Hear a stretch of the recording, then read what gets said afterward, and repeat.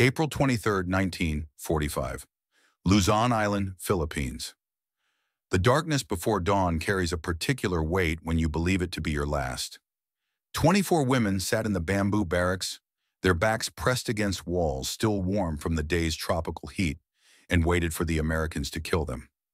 Some prayed silently, lips moving without sound. Others stared at nothing, their eyes reflecting the single kerosene lamp that threw dancing shadows across faces drained of color and hope. Nurse Kimiko Tanaka, 28 years old, daughter of a Kyoto silk merchant, graduate of the Imperial Army Nursing Academy, could smell the fear. It had a distinct odor she had learned during 3 years of war. Metallic, sharp, mixed with the salt of unwashed bodies and the sweetness of tropical rot. She pressed her palm against the rough bamboo and felt her pulse hammering against the wood. By her calculation, they had perhaps 2 hours left, maybe 3. The propaganda had been crystal clear, repeated in every training session, every briefing, every whispered conversation in military hospitals from Rabaul to Manila. The Americans were demons in human form. They tortured prisoners. They desecrated bodies. They showed no mercy to women, especially to Japanese women who had served the emperor's forces. Death would be the kindest outcome. What came before it would be unspeakable. Kimiko had seen the leaflets that American planes dropped over Japanese positions, pictures of smiling American soldiers handing cigarettes to prisoners. Lies, her commander said. Propaganda designed to weaken their resolve. The real Americans, the ones who firebombed Tokyo, who showed no mercy at Saipan, who fought with a savagery that proved their barbarian nature, those Americans would show their true faces soon enough. She looked at the young woman beside her, Michiko Watanabe, barely 19, a clerk who had worked in the quartermaster's office. The girl was shaking, her teeth chattering despite the humid warmth. Michiko had tried to hang herself with her own belt 2 hours earlier. Kimiko had stopped her. Now, in the pre-dawn darkness, she wondered if that had been an act of compassion or cruelty. "They will come at sunrise," Michiko whispered. "That is what Sergeant Yoshida said before he—" She could not finish. Sergeant Yoshida had killed himself with a grenade when the Americans overran their position 4 days ago. He had shouted for them to do the same. But they had no grenades. They had nothing except fear and the certainty of what morning would bring. Outside, in the space between their barracks and the jungle, American voices drifted through the darkness. Relaxed voices, laughter, the clink of metal on metal. Kimiko closed her eyes and tried to reconcile those ordinary sounds with the monsters she had been taught to expect. Perhaps that was how demons lulled their victims. Perhaps the screaming would come later. To understand the terror that gripped those 24 women in the darkness, one must understand the careful construction of their worldview. A worldview built over years by the architects of Imperial Japanese propaganda with the precision of engineers and the fervor of religious zealots. From the moment Kimiko Tanaka entered the Imperial Army Nursing Academy in 1942, the indoctrination had been systematic and relentless. American soldiers, she learned, were the products of a degraded society that valued individual pleasure over collective honor. They were soft from lives of luxury, cruel from a culture that had lost its spiritual center, and racially disposed toward barbarism when dealing with Asians. The textbook showed illustrations. American soldiers with exaggerated features, bestial expressions, hands reaching for Japanese women with unmistakable intent. The stories multiplied as the war progressed. Every Japanese soldier knew someone who had witnessed American atrocities. The tales grew more elaborate, more horrifying, more specific. They spoke of nurses captured on Saipan who had been paraded naked through American camps before being executed, of women at Tarawa who had been forced to dig their own graves, of degradation so terrible they could only be whispered in the darkest corners of military hospitals. The Americans, for their part, had provided ample material for these narratives. The firebombing of Tokyo on March 9th and 10th, 1945, had killed more than 100,000 civilians in a single night.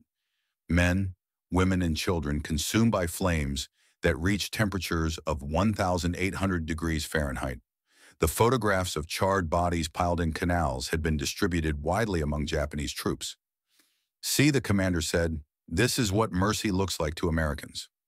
By April of 1945, when American forces pushed through Luzon toward Manila, the women serving in Japanese medical units knew exactly what fate awaited them if they were captured. Many chose suicide instead.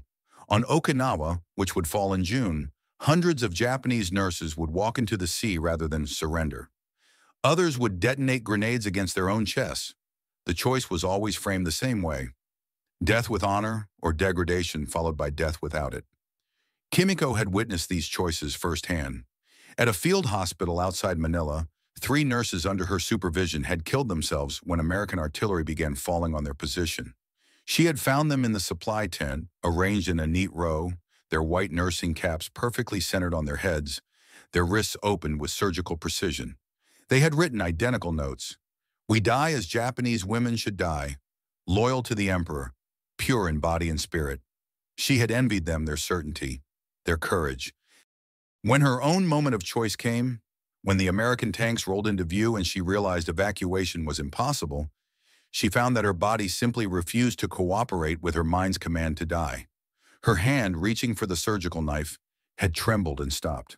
Her legs, which should have carried her into the path of enemy fire, had locked in place. She had stood frozen, watching the American soldiers advance, and felt a shame deeper than fear. 23 other women had made the same shameful choice. They had surrendered instead of dying, and now they would learn what that choice meant. Time moved differently in that bamboo barracks. Minutes stretched into eternities. Seconds collapsed into nothing. Kimiko found herself studying the faces around her, memorizing them, though she could not say why. Perhaps some part of her believed that memory could survive even if they did not. Perhaps it was simply what her training had taught her to do: observe, catalog, remember. Yuki Nakamura, 42 years old, the oldest among them, had been a surgical nurse in Manchuria before being transferred to the Philippines. Her hands, which had steadied countless scalpels, would not stop shaking. Reiko Sato, 31, had served on hospital ships until American submarines made such service a death sentence. She had survived 3 sinkings. Her luck, it seemed, had finally run out. Haruko Taniguchi, 25, had been engaged to an army officer who died at Guadalcanal. She wore his photograph in a locket around her neck, and her fingers kept returning to it, as if the thin metal could protect her from what was coming. They had been captured 4 days earlier, on April 19th, when American forces overran the field hospital where they were stationed. The male doctors and orderlies had been separated immediately. The women had heard shots in the distance shortly afterward, though no one could say for certain what they meant. The women had been marched to this compound, a cluster of bamboo structures that had once housed Filipino laborers, and locked inside with minimal explanation. For 4 days they had received nothing: no food, no water, no communication. Guards had delivered 2 buckets to the barracks, one with water that tasted of rust and chemicals, one for waste, and then disappeared. The women had rationed the water with military discipline, each taking turns with a small tin cup, measuring their survival in ounces. The hunger had been manageable at first. Kimiko had gone longer without food during the retreat from Manila, when supply lines had collapsed and the army had simply abandoned its medical units to survive however they could. But this hunger was different. This hunger came with the knowledge that it would not end, that no meal waited at the end of their endurance, that their bodies were merely running out the clock until dawn. Some of the women had tried to prepare themselves spiritually. They recited sutras they remembered from childhood, before the war had transformed Buddhism into a tool of the state. They sang quietly, old songs about cherry blossoms and distant mountains, songs that belonged to a Japan that might no longer exist. They told stories about their families, their homes, the lives they had lived before uniforms and blood and the smell of gangrene and tropical heat. Michiko, the young clerk, talked about her mother's miso soup. She described it with such detail, the exact shade of the broth, the way the tofu cubed so perfectly, the scent of the wakame seaweed, the warmth of the bowl in winter, that Kimiko could almost taste it. The girl had not seen her mother in 3 years, would never see her again. The thought sat in Kimiko's chest like a stone. "My mother always said I would come home," Michiko whispered. "She promised the emperor would protect us, that Japan would win, and we would all come home for the cherry blossom viewing. No one answered her. What could they say? That the emperor's protection had proven as substantial as cherry blossoms in a typhoon? That Japan's victory existed now only in the fantasies of generals who sent men and women to die for cities they had already lost? That home was a memory, and memories did not survive execution. The lamp flickered. Outside, the American voices had grown quieter. Dawn was perhaps an hour away now, maybe less. Kimiko closed her eyes and tried to remember her father's face. But the only image that came to her was from the last time she had seen him, at Kyoto Station in 1942, when she had left for nursing academy. He had stood on the platform in his best suit, waving, growing smaller and smaller as the train pulled away. She had been so proud that day, so certain that she was serving something greater than herself, so convinced that honor and duty and sacrifice meant something more than the cold bamboo pressing against her spine and the taste of fear in her mouth. The lamp went out. In the absolute darkness, someone began to cry. Quiet, choked sobs that she tried to muffle but could not contain. Another woman joined her, then another. Soon the darkness was filled with the sound of women weeping for lives they would not live, for families they would never see, for a future that had been promised and then systematically destroyed by men who had never asked their permission. Kimiko did not cry. She had forgotten how. Instead, she sat in the darkness and waited for the dawn that would kill them all. The first sound was footsteps, heavy boots on packed earth, multiple pairs moving with purpose. The women fell silent, their breath caught in their throats. This was it. This was the moment they had been waiting for and dreading and trying to prepare for without any idea how one prepares for annihilation. The door opened. Light flooded in, not the gentle pink of tropical dawn, but the harsh white of electric lamps. Kimiko squinted against the sudden brightness, her hand rising instinctively to shield her eyes. Through her fingers, she saw shapes, men in American uniforms, 5 of them, 6, more behind them. They were carrying something, equipment, rifles. Her mind struggled to process what her eyes were seeing, and then she smelled it. Coffee. The rich, unmistakable aroma of fresh coffee. And something else.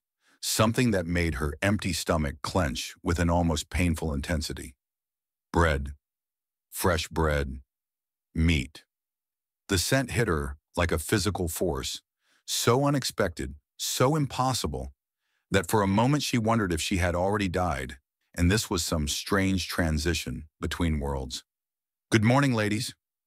The voice came from a tall American soldier, a captain by his insignia, who stood in the doorway with his hands carefully visible, palms open, empty. He spoke slowly, clearly, as if addressing children or the very elderly. "We've brought you breakfast. You must be hungry." Breakfast. The word made no sense. Kimiko's mind, trained to analyze symptoms and diagnose conditions, could not fit this word into any framework she understood. Breakfast was what came before execution? Breakfast was the last thing you tasted before they shot you? But the Americans were not pointing their rifles. They were setting up tables, folding tables that they arranged with quick efficiency in the space outside the barracks.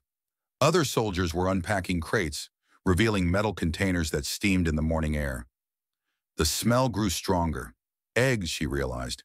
Scrambled eggs, and bacon, and toast, and fruit, and coffee. So much coffee. "We apologize for the delay in getting to you," the captain continued, as if he were apologizing for being late to a social engagement. "Things have been chaotic since we secured this sector. We've been processing POWs as quickly as we can, but I'm afraid the medical and support personnel got shuffled to the back of the queue. That shouldn't have happened, and I apologize." He was apologizing. An American captain was apologizing to Japanese prisoners of war for not feeding them quickly enough. Kimiko felt as if she had stepped through a door into a world where all the laws of physics had been reversed. Up was down. Gravity pushed instead of pulled. Americans apologized instead of murdered. "Please," the captain said, gesturing toward the tables. "Come and eat. Take as much as you want. We have plenty." No one moved. The women sat frozen in the barracks, 24 statues carved from shock and incomprehension. Several soldiers exchanged glances. One of them, younger, barely old enough to shave, stepped forward with a metal plate piled high with food. He approached the barracks slowly, carefully, as if approaching a wounded animal that might bolt at sudden movement. "Ma'am," he said, looking directly at Kimiko. Perhaps he had identified her as the senior nurse by her slightly different uniform. Perhaps she simply looked the most capable of responding. "Would you like some breakfast? You must be starving." He held out the plate. Kimiko stared at it. Scrambled eggs, yellow and fluffy, with small bits of onion and pepper mixed in. 3 strips of bacon, crispy at the edges. 2 pieces of toast, buttered. A small pile of canned peaches, the syrup glistening in the morning light. A metal cup of coffee, black, with steam rising from its surface. It was the most beautiful thing she had ever seen, and the most terrifying. This was the trick. This had to be the trick. They would poison the food, or they would wait until the women were eating, vulnerable, distracted, and then they would attack. Or they would demand something terrible in exchange for each bite. This was how demons operated. They offered what you wanted most, and then they destroyed you for accepting it. But the young American soldier just stood there, holding out the plate, his expression one of genuine concern that was almost painful to witness. He could not have been more than 20 years old.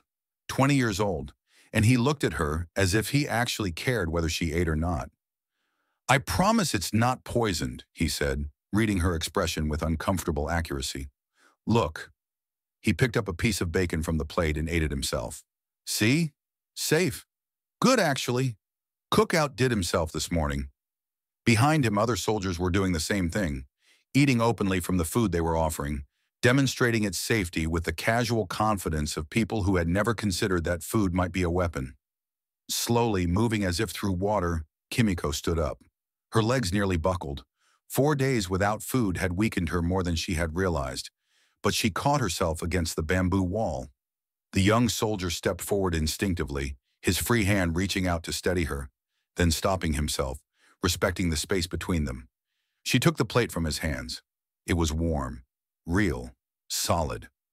The coffee smelled like something from before the war, from a different lifetime when coffee was served in her father's study on Sunday afternoons, and the word enemy meant nothing more than a rival merchant in the silk trade. "Thank you," she whispered in English, using one of the few phrases she had learned in school, back when English was still taught, before it became the language of demons. The soldier's face broke into a smile so genuine, so devoid of any calculation or cruelty, that it hurt to look at. "You're very welcome, ma'am," he said. And then he went back for another plate. Within 10 minutes, all 24 women were eating. They ate slowly at first, warily, waiting for the poisoning or the attack or whatever horror their propaganda-trained minds insisted must come next. But nothing came except more food. When plates emptied, soldiers refilled them without being asked. When the coffee ran out, they brought more. When one woman, Haruko, the one with the dead fiancé's photograph, began crying as she ate, a medic approached her gently, checked her pulse, offered her tissues, and quietly withdrew when she waved him away. Kimiko sat on the ground outside the barracks, the warm plate balanced on her knees, and experienced something that felt like the psychic equivalent of a bone breaking. Every certainty she had carried for 3 years, every lesson learned, every truth absorbed, every framework for understanding the world and her place in it, was fracturing beneath the weight of scrambled eggs and coffee and a 20-year-old American soldier who had called her ma'am with such instinctive respect that it suggested he had never considered doing otherwise. The propaganda had told her that Americans were barbarians, that they respected neither age nor education, nor the dignity of women, that their culture was fundamentally degraded and incapable of basic human decency. But here was an American captain who apologized for bureaucratic delays. Here were American soldiers who fed their prisoners before themselves. She could see them now, eating the same food from the same crates, demonstrating a kind of equality that was dizzying in its implications. "This doesn't make sense," Michiko said beside her, voicing what they were all thinking. The young clerk was crying and eating simultaneously, tears streaming down her face while her hands mechanically lifted fork to mouth, as if her body and mind had split into separate entities with separate missions. "They should be killing us. Why are they feeding us?" Yuki Nakamura, the oldest nurse, had stopped crying. She was staring at her plate with an expression that Kimiko recognized from medical training. The look of someone watching their own leg being amputated, witnessing something that was simultaneously happening to them and impossible to fully comprehend. "I was at Nanking," Yuki said quietly, "in 1937. I saw what our soldiers did to Chinese prisoners. I saw what we did." She looked up at the Americans, who were now bringing out crates of medical supplies and beginning to organize them on another table. "These men are not doing what we did." The statement hung in the air, laden with implications that no one wanted to touch. Because if the Americans were not behaving as the Japanese army had behaved, if they were not treating prisoners with the same brutality that had been standard operating procedure for imperial forces from Manchuria to the Philippines, then what did that say about the propaganda, about the war, about which side had actually been the barbarians? Kimiko felt nauseous, and it had nothing to do with the food in her stomach. She was watching her entire worldview collapse in real time, and the emotional vertigo was worse than any physical hunger had been. A new American officer approached. This one a doctor, she could tell by the medical insignia on his collar. He was older than the captain, perhaps in his 50s, with gray threading through his dark hair and the kind of weathered face that suggested he had been in the Pacific Theater for a long time. "Ladies," he said, his voice carrying the natural authority of someone used to being obeyed in medical settings. "I'm Major David Chen, Medical Corps.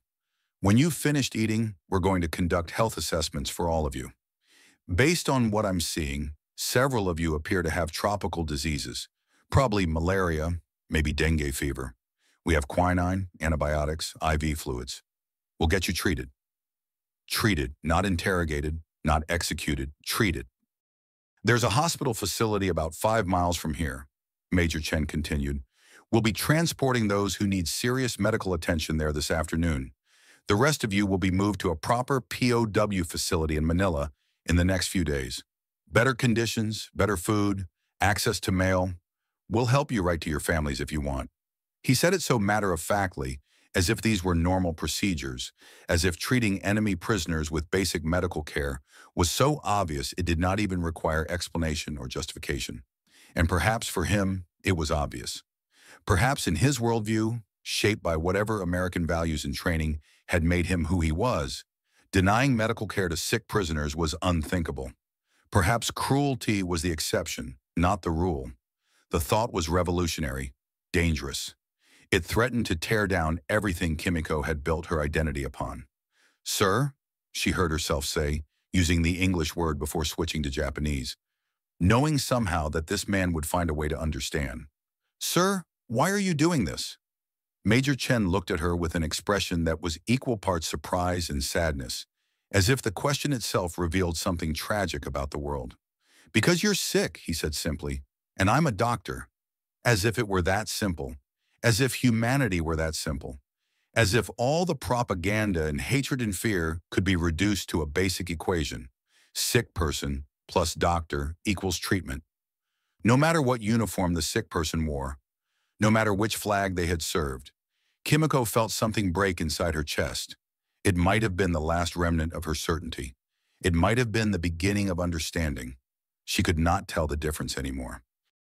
The days that followed unfolded with a surreal quality that made Kimiko wonder, in her more disoriented moments, whether she had actually died in the barracks, and this was some form of afterlife specifically designed to torture Japanese patriots by showing them everything their ideology had gotten wrong. 8 of the women, including Yuki Nakamura, were transported to the field hospital that afternoon. They were loaded onto trucks fitted with suspension systems that minimized the jarring of rutted roads, a consideration so unexpected that several women wept at it. The trucks had Red Cross markings. American soldiers helped them climb aboard with careful hands, supporting their weight, treating them with the kind of gentle formality usually reserved for elderly grandmothers.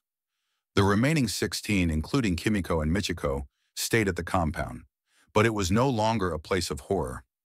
American engineers arrived and installed proper latrines, built showers, set up a mess area. The bamboo barracks, which had seemed like a death trap, transformed into something almost resembling regular military housing. Not comfortable. This was still war, but functional, clean, and equipped with mosquito netting that actually worked. Every morning, breakfast arrived at 0700 hours. Every evening, dinner at 1800. The food was consistent, abundant, and shockingly good considering they were prisoners. Spam sandwiches, canned vegetables, fresh fruit when available, coffee, always coffee. The Americans seemed to believe that coffee was a fundamental human right, available in quantities that would have seemed decadent even in peacetime Tokyo. But it was the small details that truly destroyed Kimiko's remaining certainty. The American medic who noticed that Haruko was limping and brought her new boots, not cast-offs, but actual new boots that fit properly.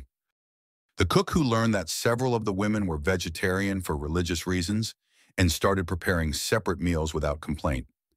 The young lieutenant who spent his evenings trying to teach them English phrases, his pronunciation careful, his patience infinite, his joy at their progress so genuine, it was almost embarrassing to witness. "Good morning," Michiko would practice, her accent thick, her confidence growing. "Thank you. Please. How are you today?" The lieutenant, his name was James Murphy, he was 23 from somewhere called Ohio, would applaud each success as if she had solved a complex mathematical equation. His enthusiasm was bewildering. Why would an American soldier care whether Japanese prisoners learned English? What possible military or strategic purpose did it serve? Unless, and this thought was the most dangerous one, unless he simply cared about them as human beings. Unless his worldview included the radical notion that enemy soldiers were still people worthy of respect, education, and kindness. On the fifth day, Major Chen returned to check on the women who had remained at the compound. He brought medical supplies and spent 2 hours conducting examinations, treating the malaria that had infected 3 of them, dealing with various infections and illnesses that had gone untreated for months.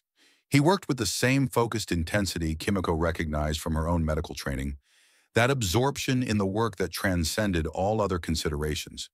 When he finished examining her, checking her lungs, her reflexes, her general condition with professional thoroughness, he sat back and looked at her thoughtfully. "You're a nurse," he said. It was not a question. "Yes," Kimiko replied in halting English. "Imperial Army, 3 years." "Good training," she nodded. "Tokyo Medical College, then Military Academy." "We could use your help," Major Chen said. "At the hospital. We're overwhelmed with patients, Japanese prisoners, Filipino civilians, even some of our own guys with tropical diseases. If you're willing to work, we'll pay you the same rate we pay our own medical support staff, and you'll have access to better food, better quarters, and you'll be doing what you were trained to do." It took several seconds for his words to fully register. He was offering her a job. An American major was offering a Japanese prisoner of war a paying position in an American military hospital with the same wages as American staff. "Why?" The question burst out before she could stop it. Major Chen looked at her with that same sad expression she had seen on the first morning. "Because we need nurses," he said, "and because sitting in a compound doing nothing is bad for your mental health. And because," he paused, choosing his words carefully, "because this war is going to end eventually. And when it does, Japan is going to need doctors and nurses who understand that medicine has nothing to do with politics or nationality. Sick people are sick people. That's it. That's the whole equation." It was the same philosophy he had expressed on that first morning. Sick person plus doctor equals treatment.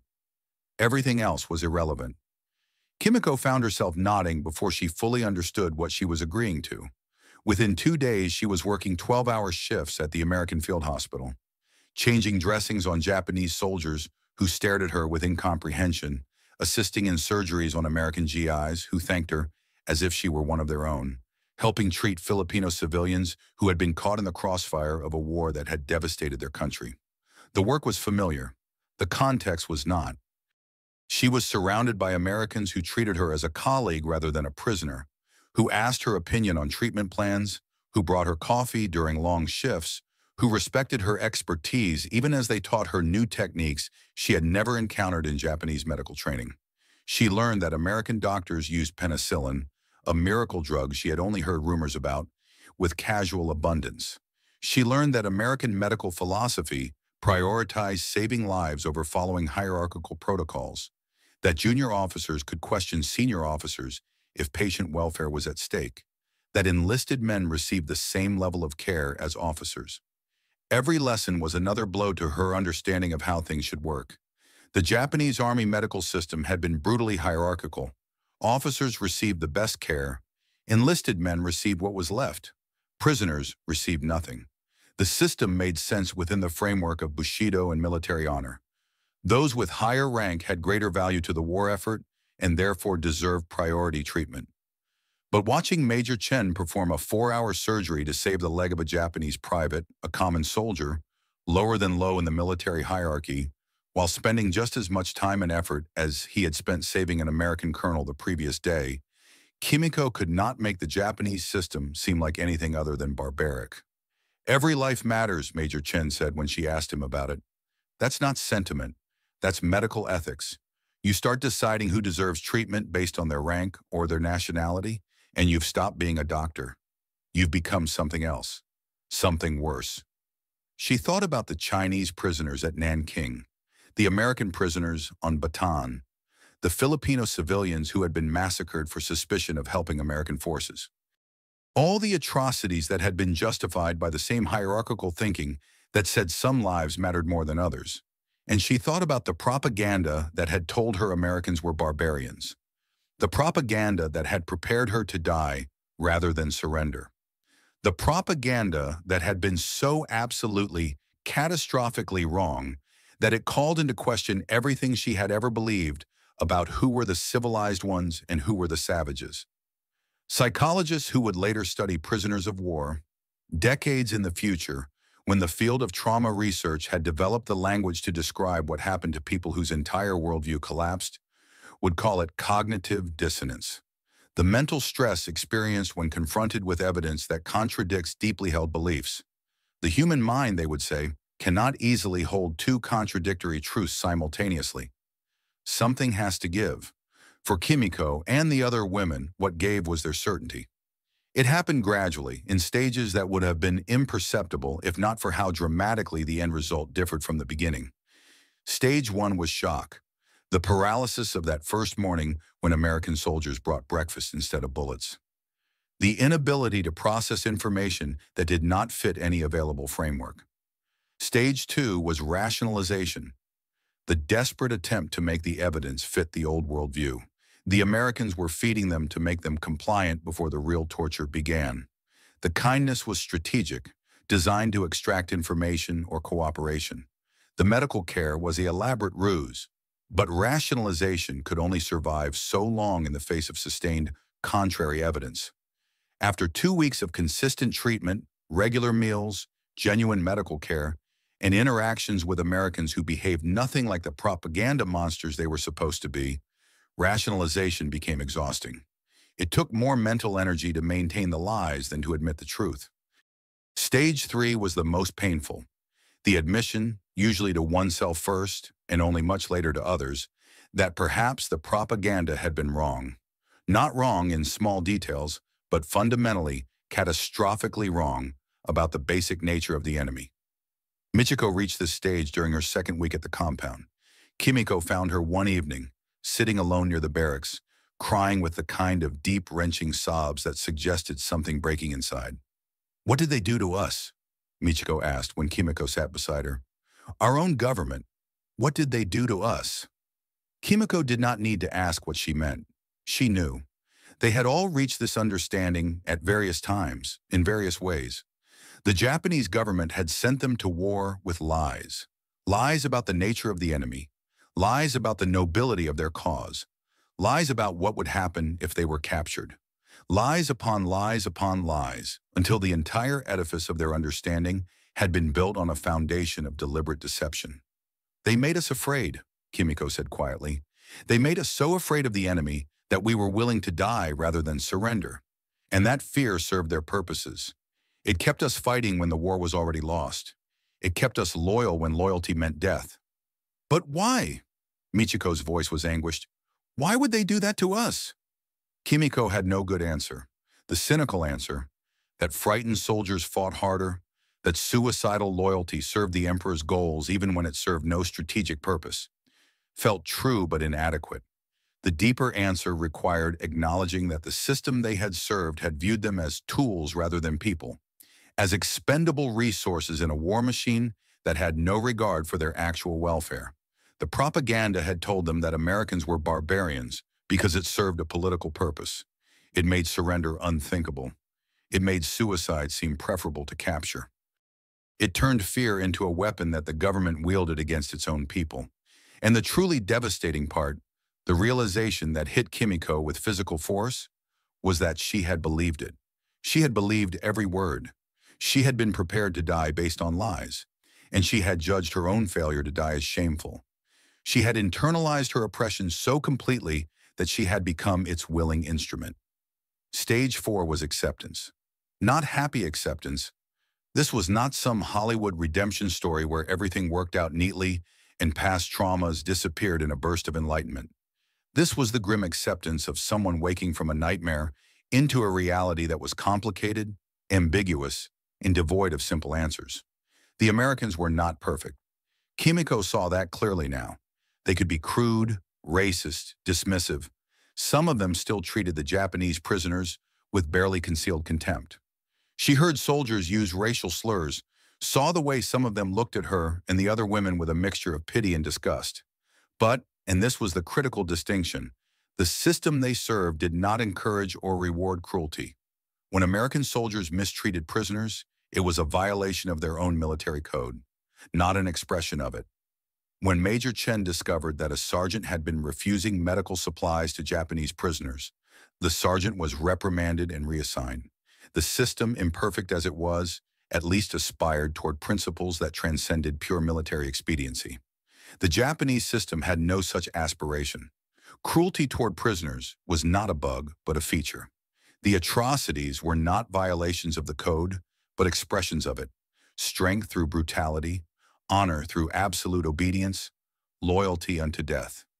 Kimiko had served that system for 3 years. She had believed in it. She had been willing to die for it. Now she had to figure out how to live with what that meant. In late May of 1945, the women were transferred to a larger POW facility outside Manila.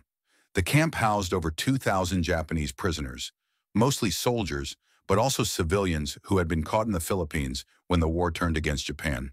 The conditions were vastly better than anything Kimiko had experienced during the final months of Japanese control, when starvation and disease had killed more soldiers than combat. The Americans had organized the camp with characteristic efficiency.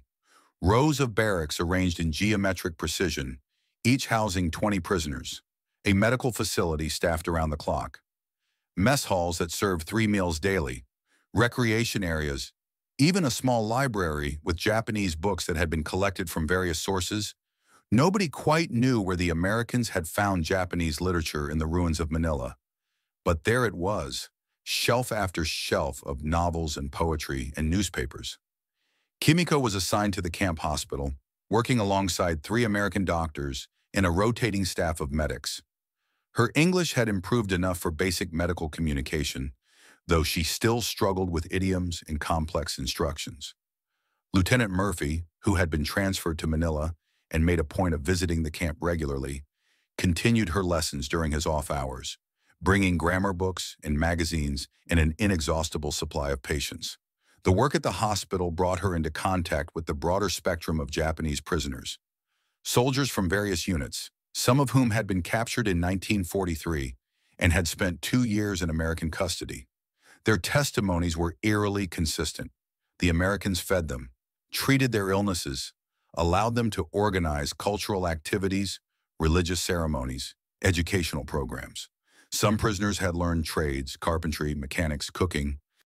The Americans seemed to believe that idle prisoners were problematic prisoners, so they encouraged productivity, even paying small wages for work performed.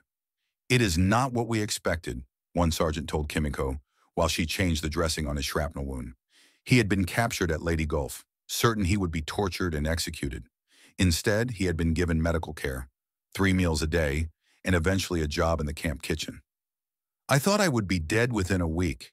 It has been 7 months. Do they mistreat you?" Kimiko asked, genuinely curious now. She had been in American custody for 6 weeks and had yet to experience the systematic cruelty the propaganda had promised. The sergeant considered this carefully. Some guards are harsh, some make jokes that are… He paused, searching for the right word. Unkind. There is one corporal who enjoys making us wait in the sun for roll call longer than necessary. But mistreat? He shook his head. They feed us better than our own army fed us in the final months. When I had fever, they gave me medicine that probably saved my life. They let us write letters to our families. Censored, of course, but still.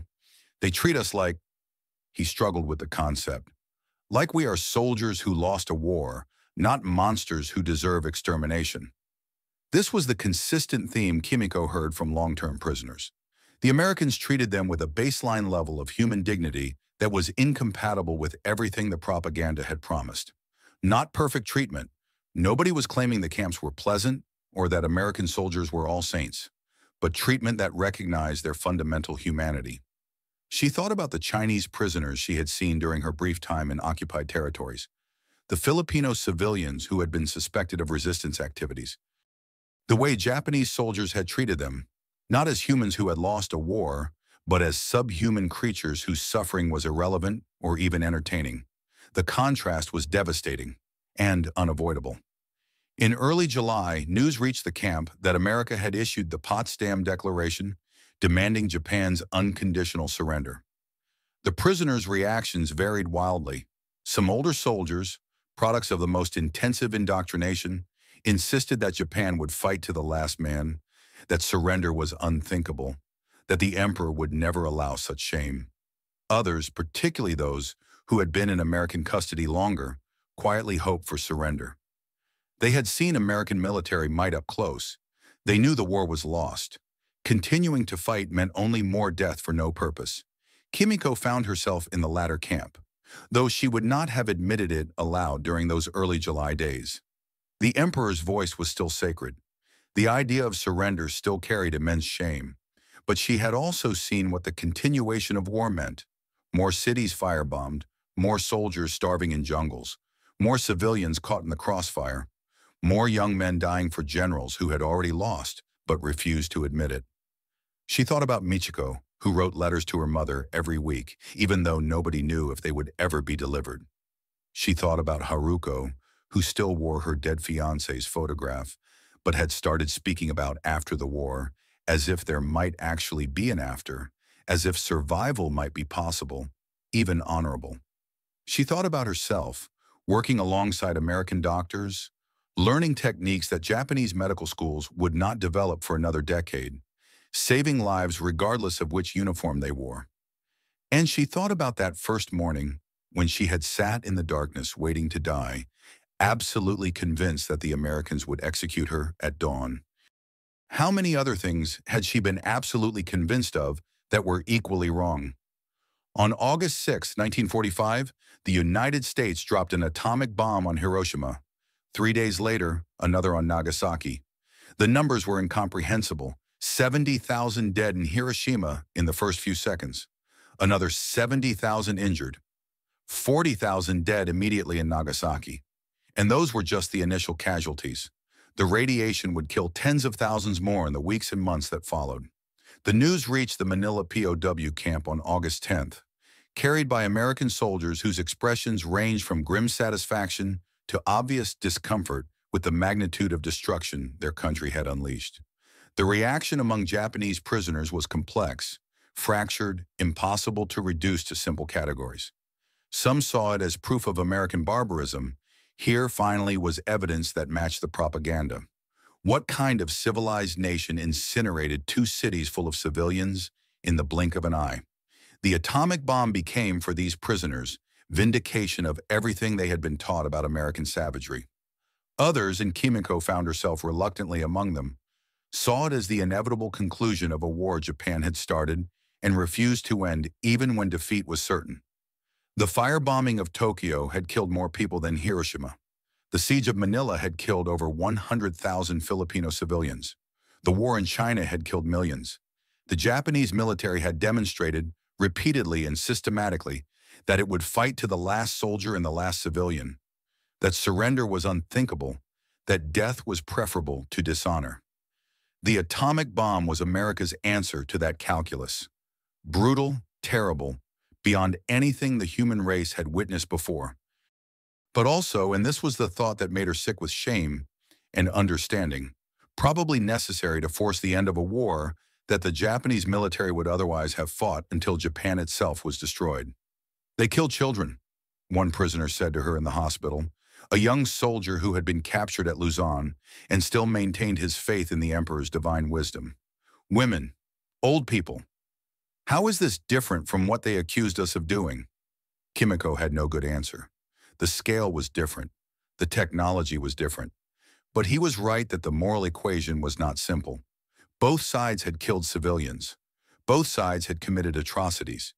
The Americans' atrocities had been more efficient, more technologically advanced, but that did not make them more moral. "It is different," she said finally, "because they will stop. The bomb was to end the war.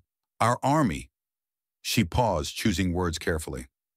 "Our army would have kept fighting, would have turned every city into a fortress, would have sent children to die with bamboo spears. The bomb was terrible, but it will stop the dying, eventually." "You have become one of them," the young soldier said bitterly. "You defend the people who destroyed our cities." Had she become one of them? Kimiko examined the question as if it were a medical diagnosis. What were the symptoms of becoming one of them? Speaking their language? Understanding their logic? Admitting that they were not demons but human beings with their own moral frameworks and strategic calculations? Or was it something simpler? Was it just the recognition that the war had been wrong from the beginning? That Japan had pursued an imperial agenda that brought only suffering? That the military government had lied to its people about everything from the causes of the war to the probability of victory to the nature of the enemy? "No," she said finally, "I have not become one of them. I have simply stopped being what I was taught to be. There is a difference." On August 15th, Emperor Hirohito announced Japan's surrender in a radio broadcast. His voice, most Japanese had never heard it before, was thin, formal, wrapped in archaic language that obscured the simple truth. Japan had lost. The war was over. In the Manila camp, the reaction was chaos. Some prisoners wept with relief. Others sat in stunned silence, unable to process that the unthinkable had happened. A few attempted suicide, even in defeat. The shame of survival was too much to bear. American guards intervened, medics rushed to save lives, and the camp psychiatrist— they had a psychiatrist, Kimiko had learned, whose entire job was to help prisoners deal with trauma— worked overtime to prevent more deaths. Kimiko did not cry. She sat in the hospital and felt nothing. Or perhaps not nothing, but something too complex to name.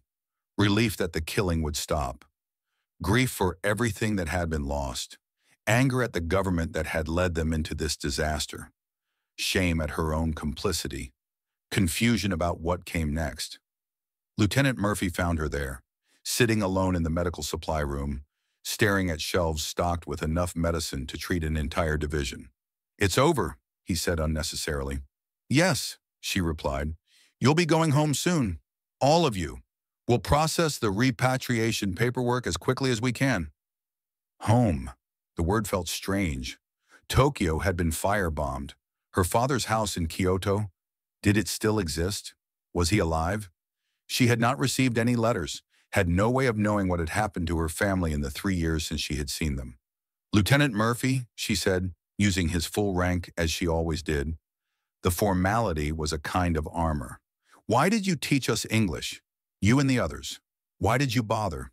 He sat down on one of the supply crates, his lanky frame folding awkwardly into the small space.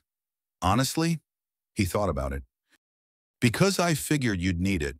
After the war, I mean. Japan's going to be occupied for a while. Americans everywhere. You're a nurse, a good one, from what Major Chen says. You'll need to communicate with American medical staff, maybe work in combined facilities. Seem practical." "But we were prisoners," Kimiko pointed out. "Enemies." "You were," Murphy agreed, "but the war was going to end eventually. And when it did, you'd still be a nurse. Still be a person who needed to function in a changed world. Seems short-sighted to not help with that." It was such a practical answer, such an American answer, forward-looking, pragmatic, devoid of the elaborate philosophical justifications that Japanese military culture would have required for treating enemies with basic decency. In Japan, Kimiko said slowly, we do not think this way. We do not help our enemies prepare for the future. I know, Murphy said gently. We've seen how Japan treats prisoners. Major Chen worked in a hospital that liberated one of the camps where you kept Allied POWs. He doesn't talk about it much, but he trailed off, then started again. Look, I'm not trying to claim we're perfect. We're not. We've done terrible things in this war too. But we try, most of us try, to treat prisoners like they're still human beings who might have a life after the war ends. Because they do. You do. Kimiko felt something crack in her chest. Not breaking. It had already broken weeks ago, during that first breakfast. But settling, maybe. Shifting into a new configuration that could support the weight of everything she now understood. Thank you, she said, for the English lessons, for treating us like people. Murphy looked uncomfortable, the way he always did when thanked for basic decency. You're welcome, he said. For what it's worth, teaching you was the best part of my week. You all learned faster than the Iowa farm boys we get in basic training. She laughed, actually laughed. It felt strange, rusty, as if she had forgotten how. The repatriation process took 6 weeks. 6 weeks of paperwork, medical examinations, interviews, and waiting. The Americans were processing tens of thousands of Japanese prisoners from camps across the Pacific Theater, and the logistics were staggering. But they approached it with the same systematic efficiency they had brought to everything else. Forms were filled out in triplicate, medical records were compiled, transport ships were scheduled. During those 6 weeks, Kimiko continued working in the camp hospital. The Americans paid her for it, actual money, American dollars that she carefully saved, even though she had no idea what their value would be in a destroyed Japan. The work gave her purpose, structure, a reason to get up each morning that was not just waiting for paperwork to clear. She also spent hours with Michiko and the other women, talking about what they would say when they returned home. How would they explain what had happened? How would they describe the Americans who had been supposed to be monsters, but turned out to be men who brought breakfast and taught English and treated prisoners like human beings? My mother will not believe me, Michiko said. She has been told for 4 years that Americans are demons. How do I tell her that the demons gave me medicine when I was sick? That they paid me to work? That they treated us better than our own military did? You tell her the truth, Yuki said. The oldest nurse had returned from the field hospital in July, recovered from her malaria, thinner but somehow stronger. You tell her exactly what happened. And if she does not believe you, you tell her anyway, because the truth matters, even when it is uncomfortable. But Kimiko worried that the truth would be more than uncomfortable. It would be dangerous. Japan was defeated, occupied, its entire social structure in chaos. What space would there be for women who returned from American captivity with stories that contradicted years of propaganda? Would they be seen as traitors, as contaminated by enemy influence, as living evidence that the government had lied? She voiced these concerns to Major Chen during one of his visits to check on the repatriation processing. You're right to worry, he said bluntly. He had never sugar-coated reality, and he did not start now. There's going to be a lot of chaos in Japan. A lot of people trying to figure out what to believe now that everything they were told has turned out to be false. Some will resist the truth. Some will lash out at people like you who represent evidence of their own complicity. So what do we do? Kimiko asked. You survive, Major Chen said. You use your training. You help rebuild your country's medical system. And believe me, it's going to need rebuilding. You tell the truth when you can, and you stay quiet when you must. You find the people who are ready to hear what you have to say, and you ignore the ones who aren't. And you remember, he paused, making sure she was listening. You remember that you are not responsible for the propaganda that lied to you. You are only responsible for what you do with the truth now that you know it. On October 1st, 1945, Kimiko and the other 23 women boarded a transport ship bound for Japan. The ship was crowded with repatriated prisoners, over 3,000 men and women who had been held in camps across the Philippines. The conditions were cramped but adequate. The Americans provided food, water, medical care for the journey, the same baseline decency that had characterized every interaction. As the ship pulled away from Manila's harbor, Kimiko stood at the rail and watched the Philippines disappear into the distance. Somewhere in that country, she had nearly died believing that Americans were monsters. Somewhere in that country, she had learned that the monsters were the lies themselves. Lies that had sent millions to die for a cause that was doomed from the start. Lies that had turned human beings into enemies so thoroughly that death seemed preferable to understanding. Beside her, Michiko was crying. Not the desperate sobs of their first days in American captivity, but quieter tears that seemed to contain equal parts grief and relief. "I thought I would die there," Michiko said. "In that barracks. I was so certain." "We all were," Kimiko replied. "But instead, they brought us breakfast." "Yes, instead they brought us breakfast." It was such a small thing in the grand scope of the war. Breakfast for 24 women who expected execution. Eggs and bacon and coffee instead of bullets. It should not have meant anything. It should have been a footnote, barely worth mentioning in the vast catastrophe of the Pacific War. But it had meant everything, because it had been evidence, concrete, undeniable, impossible to rationalize away, that everything they had been taught was wrong, and that evidence had cracked open their worldview wide enough to let in the truth. The truth was complicated. The truth was that both sides had committed atrocities. That war made monsters of ordinary people. That propaganda was a weapon as deadly as any bomb. That the Americans were neither demons nor saints, but human beings operating within their own moral framework, which had its own flaws and blindness, but at least aspired toward principles that transcended pure military expedience. The truth was uncomfortable. The truth would make her an outsider in post-war Japan, where many would prefer the comfortable lie that Japan had been the victim, that the Americans had been the aggressors, that the war had been noble even in defeat. But the truth was all she had, and Major Chen had been right. She was responsible for what she did with it. Kimiko Tanaka returned to Japan on October 8, 1945, to a country that barely resembled the one she had left. Tokyo was ruins and ashes. Kyoto had been spared the firebombing, but its streets were full of wounded soldiers, homeless civilians, children who had lost parents, parents who had lost children.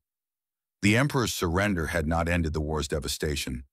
It had simply stopped the dying and left everyone to reckon with what had been done. Her father's house was still standing. He was alive, though aged a decade in the 3 years since she had seen him. They sat in his study, the one where she remembered Sunday afternoon coffee from before the war, and she told him everything. The barracks, the certainty of execution, the American soldiers bringing breakfast, the hospital work, the English lessons, the slow, painful realization that everything the government had told them was lies. He listened without interrupting. When she finished, he was quiet for a long time. "I knew," he said finally. "Not everything, not the details, but I knew the propaganda was lies. Many of us knew. We just—" He gestured helplessly. "What could we do? Speak the truth and be arrested as traitors? Watch our families suffer? We told ourselves that loyalty was more important than truth, that the emperor's wisdom would prevail, that everything would work out if we just had faith. And now?" Kimiko asked. "Now we know what faith in lies costs," her father said bitterly. "Everything. It cost everything."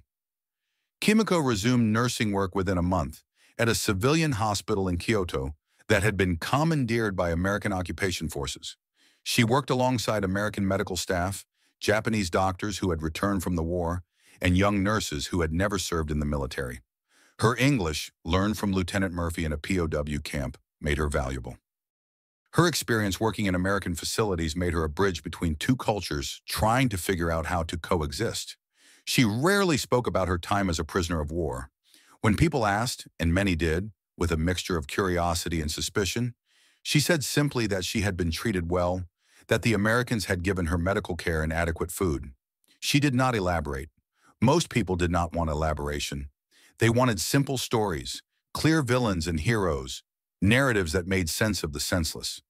But sometimes, in quiet moments, talking to other nurses who had served, or to patients who had been prisoners themselves, the truth would emerge. The propaganda had been lies. The Americans had been human. The war had been a catastrophe built on systematic deception. And they, the nurses, the soldiers, the civilians who had believed, bore responsibility not for being deceived, but for what they chose to do now that they knew the truth. In 1948, Kimiko attended a lecture by an American psychiatrist studying the psychological effects of propaganda on prisoners of war. The psychiatrist described something he called cognitive dissonance, the mental stress when reality contradicts belief. He talked about the stages of processing traumatic revelations: shock, denial, rationalization, acceptance. He described it as if it were a clinical process, neat and quantifiable. Kimiko sat in the back of the lecture hall and remembered sitting in darkness, waiting to die, absolutely convinced that death was coming. She remembered the smell of coffee, the young American soldier's genuine concern, Major Chen's simple explanation: "Because you're sick, and I'm a doctor." She remembered the slow, agonizing collapse of everything she had believed. Cognitive dissonance. The psychiatrist's term seemed inadequate to describe what she and the others had experienced. It had not been mere mental stress. It had been the wholesale destruction and reconstruction of their understanding of reality, of morality, of who they were, and what they had served. After the lecture, she approached the psychiatrist and told him, in careful English, that she had been one of the prisoners he was studying. One of the women who had waited in the barracks for execution and received breakfast instead. "How did it change you?" he asked, his clinical interest poorly concealing genuine curiosity. Kimiko thought about the question carefully. How had it changed her? She was still Japanese, still a nurse, still the daughter of a Kyoto silk merchant. But something fundamental had shifted. Some capacity for blind faith had been burned away, replaced by skepticism, by the need to question, by the understanding that authority could lie, and that patriotism could be manipulated, and that the difference between civilization and barbarism was often simply which story you chose to believe. "It taught me," she said finally, "that breakfast matters more than propaganda, that feeding your prisoners tells me more about your civilization than your speeches about honor and duty, that the small acts, the coffee, the English lessons, the new boots for a woman who was limping, those small acts reveal what people truly believe when they think nobody important is watching." The psychiatrist wrote this down in his notebook. She wondered if he understood what she was actually saying, that the Americans had won not just through superior firepower or industrial capacity, but through the radical act of treating their enemies like human beings, that this, more than the atomic bomb, more than the military victories, was what had destroyed her faith in the Japanese cause. Because in the end, the propaganda had told her that Japanese military culture was superior because it demanded honor, discipline, and sacrifice.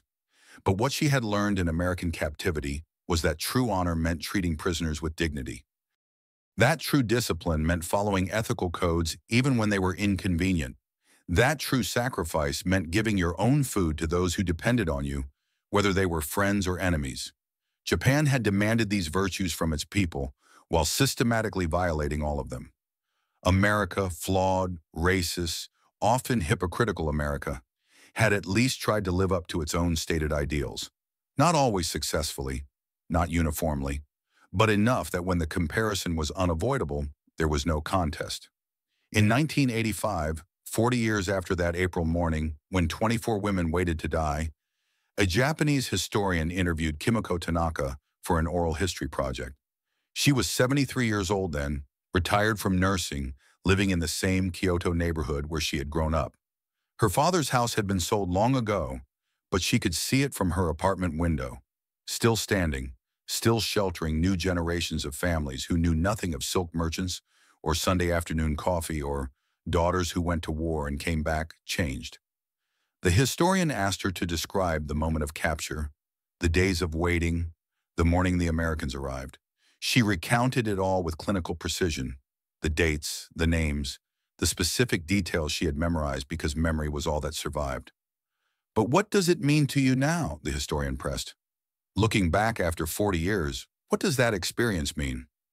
Kimiko looked out her window at the Kyoto streets, at the modern cars and television antennas and prosperity that had come from defeat, at the Japan that had been rebuilt from ashes by people who had learned, slowly and painfully, that the old way had led only to catastrophe.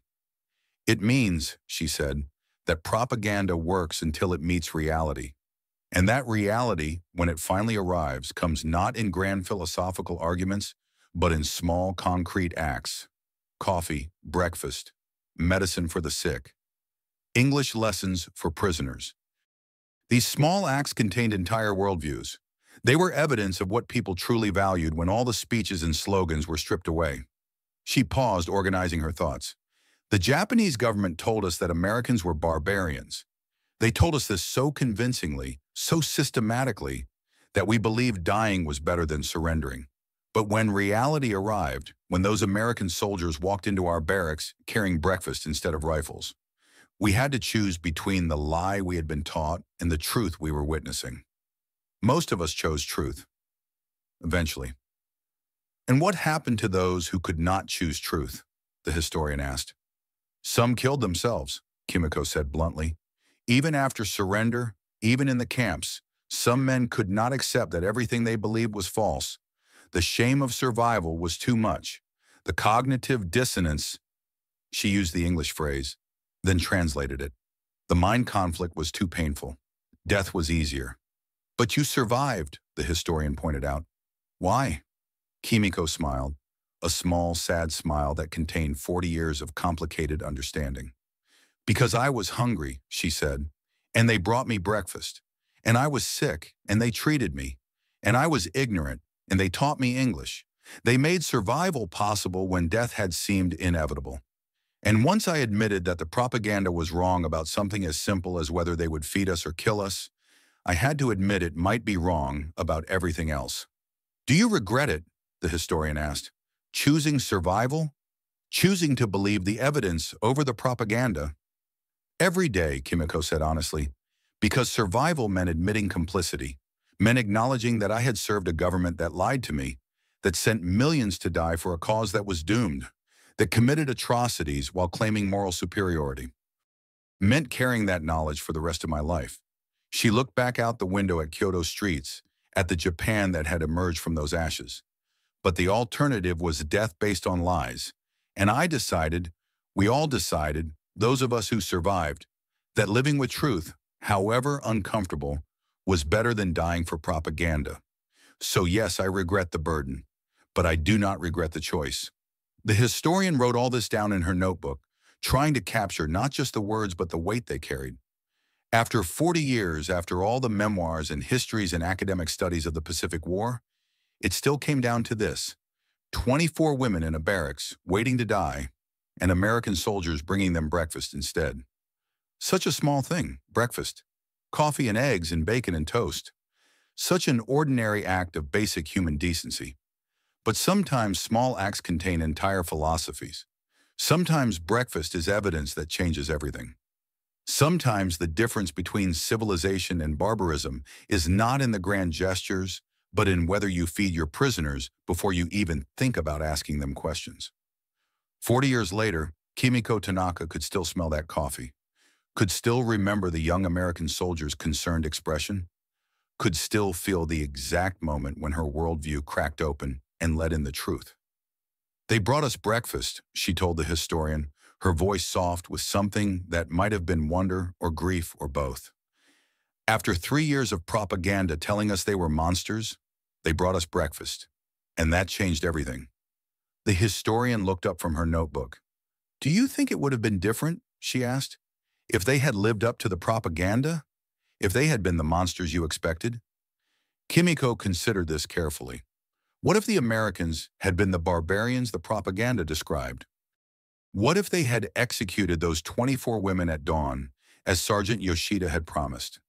Would the war have been different? Would Japan's defeat have felt more noble, less like a catastrophic betrayal by their own government? Perhaps, she said finally, perhaps it would have been simpler. Perhaps we could have died believing we were right. Perhaps we could have become martyrs instead of survivors who carry uncomfortable truths. She met the historian's eyes directly. But I am glad they brought us breakfast. I am glad we lived. I am glad I had to face the truth, even though the truth was terrible. Because the alternative, dying for lies, never knowing that everything we believed was propaganda, that would have been the real tragedy. Not death, but dying ignorant. Not defeat, but never understanding that the war itself was the crime, and we were both victims and perpetrators of it. And the 24 women who were with you? The historian asked. What happened to them? We scattered, Kimiko said. Some died in the years after the war. Tuberculosis, complications from malaria, the general devastation of the occupation years. Some got married, had children, lived quiet lives, and never spoke of their time as prisoners. A few, like me, continued nursing. One became a translator for the occupation forces. Another moved to America, married an American soldier she met during the occupation. She smiled slightly. Michiko, the young clerk who tried to hang herself that first night, she became a teacher. She taught English to children, using the lessons Lieutenant Murphy had taught her. She told me once that every time she taught a student to say, "Good morning" or "Thank you," she was fighting back against the propaganda that had almost killed us. That every word of English she taught was evidence that the enemy had been human beings, not monsters. That education was the only way to prevent it from happening again. Did it work? The historian asked. Has it prevented it from happening again? Kimiko looked out at Kyoto one more time, at the Japan that had been peaceful for 40 years, that had rebuilt from ashes into prosperity, that had learned painfully, incompletely, but genuinely, some lessons from its catastrophe. I do not know, she said honestly. Propaganda is always with us. Governments always lie. People always want simple stories about good and evil, heroes and villains. The machinery that creates wars has not disappeared. It has only changed forms. But, she held up one finger, but now we know it is machinery. Now we know propaganda can be wrong. Now we have evidence that the enemy might be human, that breakfast might come instead of bullets, that reality can contradict even the most carefully constructed lies, and that knowledge, that small, fragile knowledge, is worth something. It has to be worth something, because it cost us everything to learn it. The interview ended there. The historian packed up her recording equipment, thanked Kimiko for her time, and left. But she had one more question, unasked because it seemed too personal, too raw, even after 40 years. She wrote it in her notes instead. What do you do with the knowledge that you were willing to die based on lies? How do you forgive yourself for that willingness? How do you live with the understanding that you were complicit in your own oppression? Kimiko Tanaka, watching the historian leave, could have answered those questions. She had spent 40 years answering them in the small choices of daily life. In her work as a nurse, treating patients with the same unconditional care Major Chen had modeled. In her refusal to accept easy narratives about the war. In her insistence on uncomfortable truths, even when lies would have been more comforting. The answer was simple, though living it was anything but. You survive. You tell the truth when you can. You remember what breakfast meant. You honor the evidence over the propaganda. You acknowledge complicity without being paralyzed by it. You build something better from the ashes of what was destroyed. You remember that you waited in darkness for death, certain it was coming, and what came instead was breakfast. And you spend the rest of your life trying to deserve that mercy,